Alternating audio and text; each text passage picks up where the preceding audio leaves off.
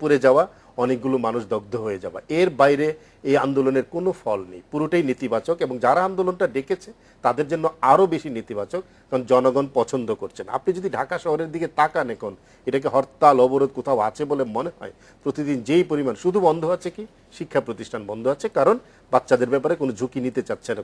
আরেকটা হলো, ঢাকার বাইরে অনেক জায়গায় স্বাভাবিক হয়ে আসছে। আপনি যদি পেট্রোল বোমা দিয়ে মানুষ না মারতেন, তাহলে একটি লোকও আমার ধারণা ঘরে থাকতো না, এই আন্দোলন বলে কিছুই থাকতো না, একদম স্বাভাবিক জীবনযাত্রা অব্যাহত থাকতো না। এই নাশকতার জন্য কিন্তু বিএনপি সব মহলেই কিন্তু সমালোচিত হচ্ছে, এবং আপনি জানেন যে বিএনপির বিভিন্ন পর্যায়ের নেতারা কিন্তু বলেন যে তারা আসলে আন্তর্জাতিক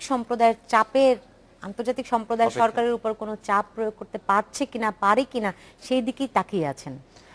না, এটা তো অত্যন্ত মানে অসম্মানজনক, এবং যে কোনো রকমে একটা চাপ প্রয়োগ করে আন্তর্জাতিক সম্প্রদায়কে এনে যদি তাদের দিয়ে যদি একটা সমঝোতা করানো যায়, তাহলে হয়তো এই অবস্থা থেকে বেরিয়ে আসবে। আসলে বিএনপি শুরু থেকে, আমি যেটি বলছিলাম যে বিএনপির দাবির যৌক্তিকতা আছে, অবশ্যই যৌক্তিকতা আছে, এবং গত এক বছরে এই আন্দোলন শুরু হওয়ার আগেই সরকারের এটা উচিত ছিল এটা রিয়েলাইজ করে সংলাপ সমঝোতার মধ্য দিয়ে প্রসিড করা নানানভাবে, এবং সংলাপের ক্যানভাসটাকে আরো বড় করে, শুধু বিএনপির সাথে না, বিএনপি যারা গণতন্ত্রকে রক্ষা করতে চায় তাদের এই ধরনের সমস্ত সংগঠনগুলোকে একত্রিত করে বা আলাদা আলাদাভাবে মিটিং করে আলাপ আলোচনা করে 1-1.5 বছরের মাথায় একটা সমাধান করতে পারত।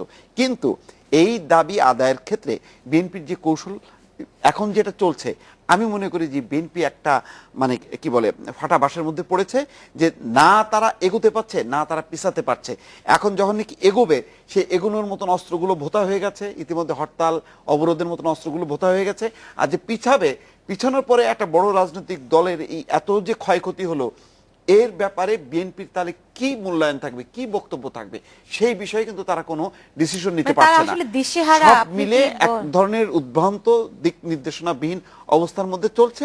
তারপরে আমি মনে করি যে বিরোধী দলের এই দুর্বলতাকে পুঁজি করে সরকারের উল্লসিত হবার কিছু নেই, কারণ বিএনপি যেই দাবিতে আন্দোলন সংগ্রাম করছে, সেই দাবি কিন্তু শুধু বিএনপির না, ছোট একটা দলও যদি বলেন, ইভেন নাগরিক ঐক্যের মাহমুদুর রহমান মান্না, ডক্টর কামাল হোসেন, বি চৌধুরী, সবারই কিন্তু এই দাবি। সুতরাং এই দাবির যৌক্তিকতা যদি থেকে থাকে, সরকারের রিয়েলাইজ করে সেই দিকে অগ্রসর হওয়া উচিত। গতকাল সংসদে কিন্তু রওশন এরশাদ, বিরোধী দলীয় নেতা রওশন এরশাদও কিন্তু এমন একটি কথা বলেছেন যে একসঙ্গে বসে আলাপ আলোচনা করে ঠিক করা যেতে পারে, এরকম একটি সন্ত্রাসের কথাটাও বলেছেন। হ্যাঁ, আসলে সব জায়গা থেকে কিন্তু সংলাপের কথা বলা হচ্ছে, কিন্তু এক সপ্তাহ আগেও সংলাপের ব্যাপারে সরকারকে যতটুকু নমনীয় মনে হয়েছিল, এখন কি সেটি মনে হচ্ছে? হচ্ছে না তো, কারণ আন্দোলনগুলো তো ভোতা হয়ে যাচ্ছে। আমি ফিরবো এই প্রশ্নের জবাব নিয়ে, তার আগে নিচ্ছে একটা ছোট্ট বিরতি।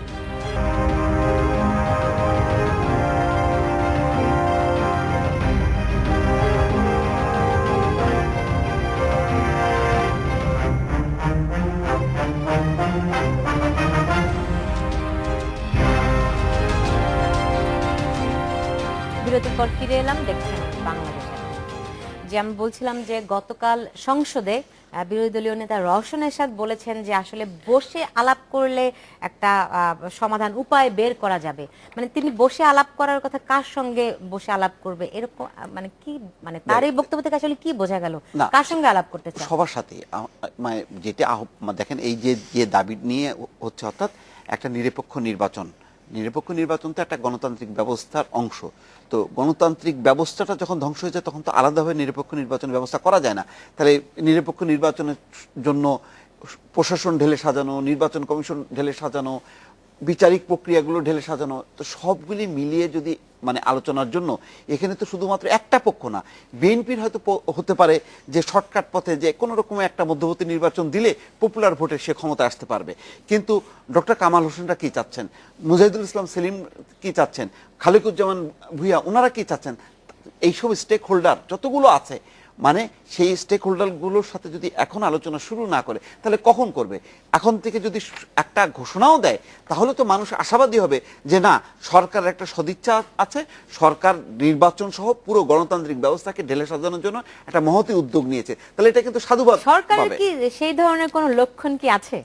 না, সরকারের লক্ষণ থাকবে কেন? আপনি যদি যৌক্তিক আন্দোলন ধরেও নেই যে তর্কের খাতিরে, আপনি যে পন্থায় আন্দোলন করেছেন, এখন যদি সন্ত্রাস করে সংলাপ আদায় করে যায়, তাহলে তো বাংলাদেশে আর কোনোদিন কোনো নিয়মতান্ত্রিক আন্দোলনই হবে না। আপনি সারা দেশে পেট্রোল বোমা মেরে 90 জন মানুষকে মেরে ফেলবেন, 700 মানুষকে আহত করবেন, 7,000 গাড়ি পুড়িয়ে দিবেন, সারা দেশের মানুষকে জিম্মি করে ফেলবেন, পরীক্ষার্থীদেরকে পরীক্ষা দিতে দিবেন না, তাবলিগ হতে দিবেন না, শুক্রবারে নামাজ পড়তে দিবেন না, আর আপনি বলবেন যে সংলাপ হবে। আবার বলছেন কি, আপনি দেখেন এই না, আন্দোলনের আপনার এই কথাগুলি যেমন ঠিক, সেই একই সঙ্গে কি এত বড় একটি বিএনপিতে একটি বড় রাজনৈতিক দল, তাকে আপনি টোটালি অমিট করে দিবেন, তাকে পুরো অস্বীকার করে দিবেন, সেটাও কি না, যুক্তিসঙ্গত? আপনি তাকে কোনো স্পেস দিচ্ছেন না, তার অর্থ কি আপনি জনগণকে স্পেস দিবেন না? আমাকে আপনি স্পেস দিচ্ছেন না, তার অর্থ কি আমি জনগণকে মেরে ফেলবো? এটাও তো যৌক্তিক জায়গা হতে পারে না। এবং দেখেন এতটাই ইমোরাল একটা জায়গায় পৌঁছে, অনৈতিক জায়গায় পৌঁছেছে আন্দোলনটা। আইএস আল কায়দারা কিন্তু হত্যাযোগ্য করে দায়িত্ব স্বীকার করে, এরা এই পর্যায়ে পৌঁছছে যে মানুষকে হত্যাযোগ্য করে আবার অস্বীকার করছে যে আমরা এটা করি নাই। তোমরা যদি নাই করে থাকো তাহলে তোমাদের সাথে সংলাপ করার প্রয়োজন না, নেই, কিন্তু- সংলাপ করলেই নাকি এটা বন্ধ হয়ে যাবে। হ্যাঁ, একটু গতকাল বি চৌধুরী যে কথাটি বলেছেন, আমার মনে হয় আপনার সঙ্গে সেটি সঙ্গত। তিনি বলেছেন যে প্রধানমন্ত্রী তো পিলখানায় যে বিডিআর বিদ্রোহ হয়েছিল তাদের সঙ্গে তো প্রধানমন্ত্রী বৈঠক করেছেন, নিঃসন্দেহে তারা খুনি ছিল। তারা তো স্বীকার করেছে, তারা তো ধরা পড়েছে, এরা তো স্বীকারও করছে না। এরা তো বলতেছে এরা মানুষ মারছে, আবার বলতেছে যে না আমরা তো মানুষ মারছি না। তোমরা যখন মানুষই মারছো না, আবার বলছো সংলাপ করলেই সন্ত্রাস বন্ধ হয়ে যাবে, তাহলে সন্ত্রাসটা কারা করছে এটাকে আইডেন্টিফাই হোক। না, ঠিক আছে, এই পরিস্থিতিতে আমি একমত, কিন্তু সেই পরিস্থিতিটা তো মানে তৈরি হলো 3 তারিখের পর থেকে। হ্যাঁ, 3 তারিখের পর থেকে, 5 তারিখের পর থেকে।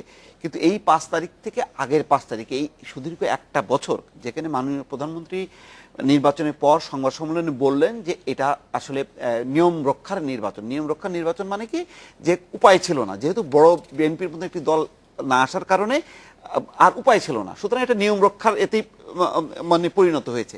তারপর থেকে দেখেন এত দীর্ঘ সময় পর্যন্ত সরকার যখনই সংলাপের প্রশ্ন উঠছে, সরকার একটা মারাত্মকভাবে তথ্যগত ভুল আছে। আমি আচ্ছা একটু বলি, মারাত্মকভাবে সেটি মানে সংলাপের এগেনস্টে কথা বলেছে। নির্বাচনে 2019 সালে বলা হবে বিএনপি আন্দোলনের মুরুদ নেই, নানান রকম কথাবার্তা। আমার কথা হলো যে ওই সময়টা এই কথা না বলে সরকার যে প্রধানমন্ত্রী যে কথাটি বলেছিলেন তার উপরে শ্রদ্ধাশীল হয়ে বলার দরকার ছিল যে হ্যাঁ, একটা নিয়ম রক্ষার নির্বাচন হয়েছে, আমরা একটা বড় পরিসরের নির্বাচন চাই। অর্থাৎ বড় পরিসরে একটি নির্বাচনের জন্য গণতন্ত্রকে আরো মজবুত করার জন্য আমাদের এখন দায়িত্ব হচ্ছে সবার সঙ্গে একটা আলাপ আলোচনা করে আমরা সামনের দিকে, সেটি 2019-এ হবে না 18-তে হবে, তখন একটা কিন্তু প্রক্রিয়া শুরু করতে পারতো। আপনার এই বক্তব্যটি হয়তো মানে সঠিক কিংবা যুক্তিসঙ্গত, যদি পাল্টা হিসেবে বলি আপনার কথাটি তখনই যুক্তিসঙ্গত হতো ওই নির্বাচনটি যদি বিএনপি সুষ্ঠুভাবে হতে দিত, সহযোগিতা করত। তারা তো সেটিও দেয়নি, তারা তো বলছে নির্বাচন প্রতিহত করার চেষ্টা করেছে। তাহলে কি করে সরকারের পক্ষ থেকে তাহলে কি এখানে বিএনপি প্রতিহত করলো কি বর্জন করলো বিষয়টা তা না, বিষয়টা তো কি দাঁড়ালো যে একটা বড় রাজনৈতিক দল যারা সঠিক নির্বাচন হলে ক্ষমতা আসতেও পারতো, তাহলে তারা যখন কি বাদ পড়ে গেল তখন আপনার উচিত পড়ে গেল না, যারা এই নির্বাচনে অংশ নিল না, করতে চাইলো হোয়াটএভার অংশ নিল না, এখন তাদেরকে যখন কি হোয়াটএভার বলে সেই অবস্থা আপনি যখন কি তথ্যের আরেকটা ভুল আছে সেখানে, কিন্তু একটা সত্য ছিল দিও ভাই, এক লাইনে শেষ করে দিই, এক লাইনে শেষ করে দিই।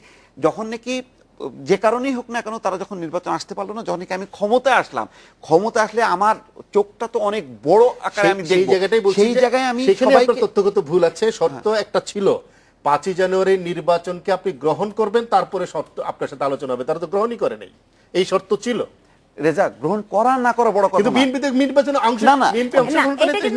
নির্বাচন গ্রহণ করেনি, বর্জন করেনি, যাই হোক না কেন একটা দায়িত্বশীল সরকার হিসেবে যে আমি রাজনৈতিক দলকে নিয়ে নির্বাচনে যাব, যদি আপনি 5 তারিখ নির্বাচনকে গ্রহণ করেন, সেটাও তো তারা করে নাই।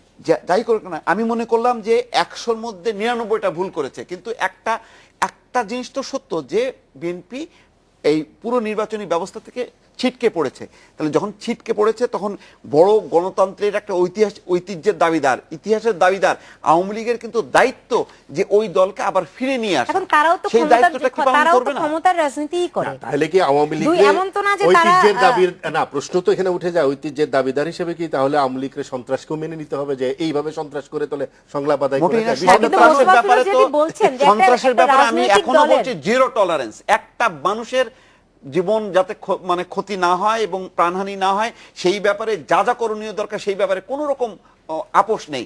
কিন্তু গণতান্ত্রিক ব্যবস্থাকে পুনর্গঠনের ক্ষেত্রে সরকার, এই আওয়ামী লীগ সরকারের কাছেই প্রত্যাশা বেশি এবং তারাই উদ্যোগ নেবে, সেটাই হবে, সাধুবাদ জানাবে এবং সবাই স্বাগত জানাবে। আমি সেই কথা বলতে চাচ্ছি। যদি আপনি মনে করেন যে বিএনপিকে যেভাবে করে সরকার কোণঠাসা করেছে, একটি বড় রাজনৈতিক দল, দায়িত্বশীল রাজনৈতিক দল কি এর পাশাপাশি আরেকটি প্রতিদ্বন্দ্বী দলকে এভাবে করাটা কি আপনি সঙ্গত? দেখেন এই কোণঠাসার রাজনীতি নতুন কিছু নয়। 2001-এর নির্বাচনের পরে আওয়ামী লীগের লোকজন তাদের বাড়ি ঘরে থাকতে তাহলে পারে আওয়ামী নাই, লীগের কিন্তু বিএনপির মধ্যে কোনো তফাৎ নাই? কোনো তফাৎ নেই, কিন্তু আন্দোলনের তফাৎ আছে। কিন্তু আওয়ামী লীগ কিন্তু জনগণকে ছেড়ে দিয়ে রাস্তাঘাট ছেড়ে দেয় নাই। মাইর খেয়েছে, গ্রেনেড হামলা হয়েছে, মঞ্জুরুল ইমামের মতো লোক মারা গেছে, কিবরিয়া সাহেবের মতো লোককে হত্যা করা হয়েছে, হাসানুল্লাহ মাস্টারকে হত্যা করা হয়েছে, কিন্তু রাজপথ ছেড়ে দেয় নাই। পুলিশ যত বাধা দিয়েছে, আপনি রাজপথ ছেড়ে দিয়ে কোনো এক তোরাবাড়া পাহারা অবস্থান করবেন, একটা করে চিরকুট পাঠাবেন, স্ক্রল চলে যাবে, আর বিভিন্ন